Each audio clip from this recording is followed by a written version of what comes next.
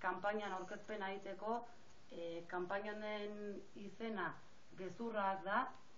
Eta, lehenengo argitu nahi deu, gaurko prentsaurrekoa Legazpin ematen arrazoia zein dan.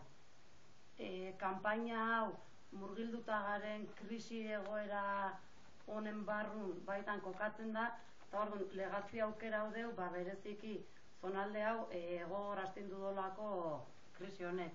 Enpresa asko itxi die, enpresa handik zienak dimensioz asko jetxi die, kaleratu pila bat eukitzea izan da horren ondorioa, eta lehenengo eta behin hoi.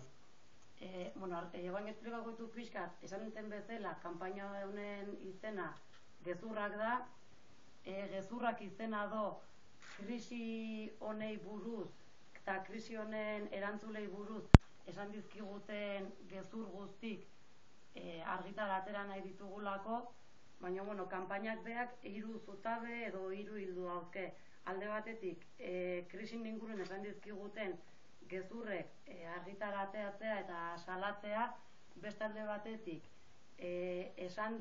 krisin inguruen esan dien gauza guztik, hartu dien neurri guztin, errudunek zeintzuk dien argitara ateratzea, sinistarazi nahi izan digute langileek eta gizartea izan dela krisi hau sortu dona, eta gu nahi dugu argitaratzea benetako errudunek zeintzuk dien, eta beste edo 3. zutabe izango litzeke krisi honen aurren labek planteatzen duen alternatiba zein dan azaltzea.